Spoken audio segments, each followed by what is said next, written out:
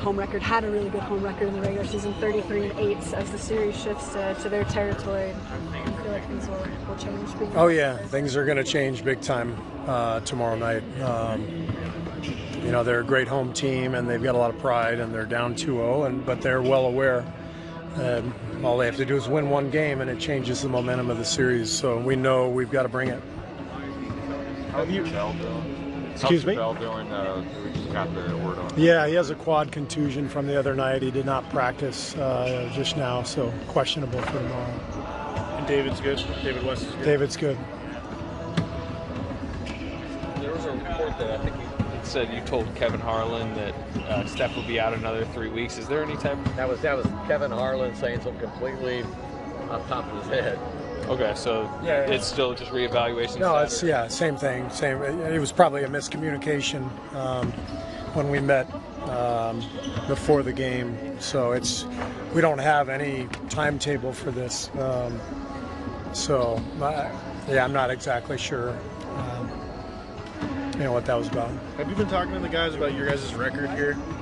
You know, obviously not the greatest record in this arena over the past few years. No, I have not brought up our record here. I know that at one point we hadn't won here in like 27 years or something, 22 years. What was it?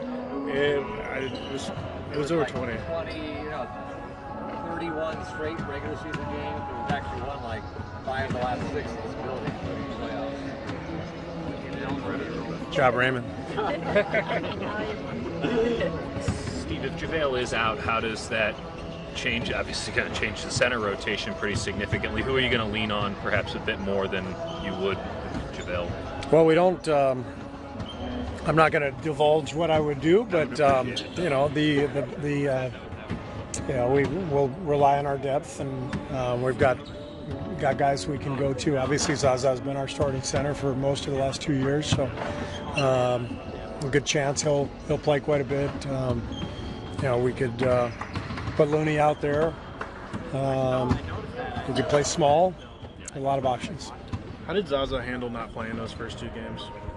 He's handled everything beautifully. Zaza's a pro. I mean, he just works as hard as anybody on our team, and I feel very confident in his ability to stay ready and stay prepared. What have you thought about Looney's first couple games? He seems to fit more of a pick and roll type matchup, and it's been more Aldridge, dump it down. He's played 41 minutes. It's been good for Loon to be out there. You know, this is really his first real playoff experience, and so it's always a little eye-opening for a guy to play in the playoffs for the first time. So I think he's made a few plays where he got in a rush. But he's also made some really nice plays, and I think he'll settle in as our playoff run continues.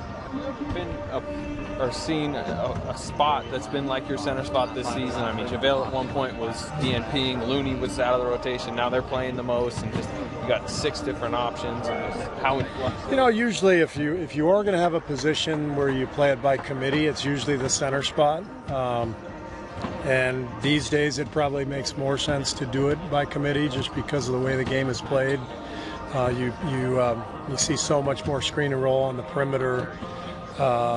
So the days of the old, you know, banging 5 men are kind of over. But you still need those guys occasionally, but you also need the mobility that comes with smaller, lighter players, faster players, and so that's why we've done it the way we've done it.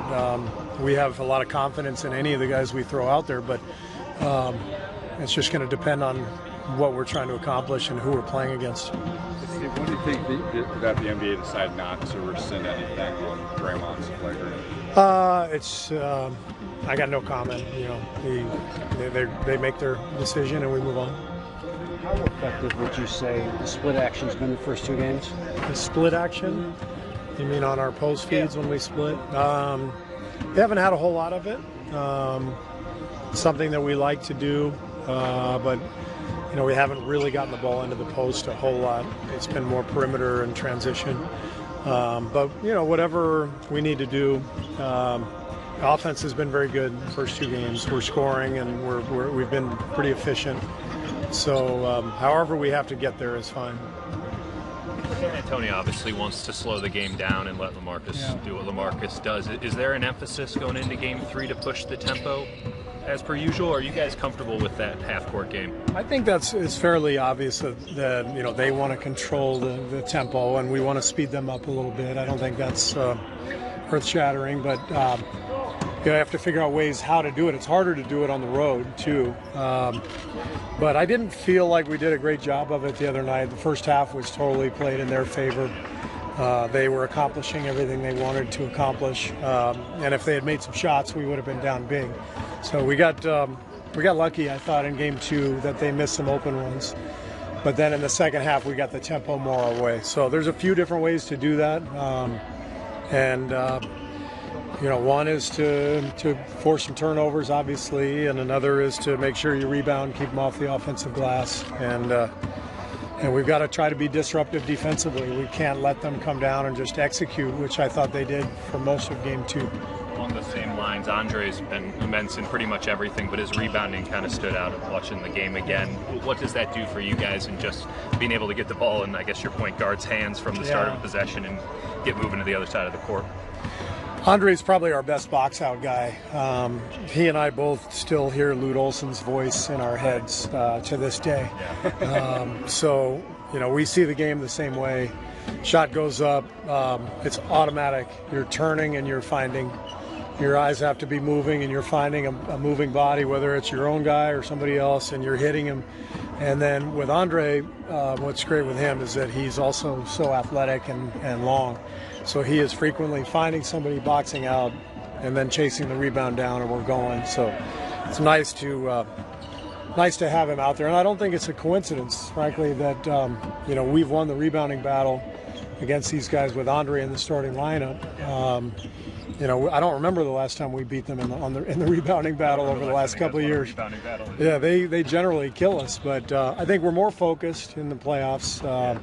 Game 1 was great. We didn't miss a box out. Game 2, we probably missed 7 or 8. But Andre is a real key guy for us on the glass. He's doing a great job.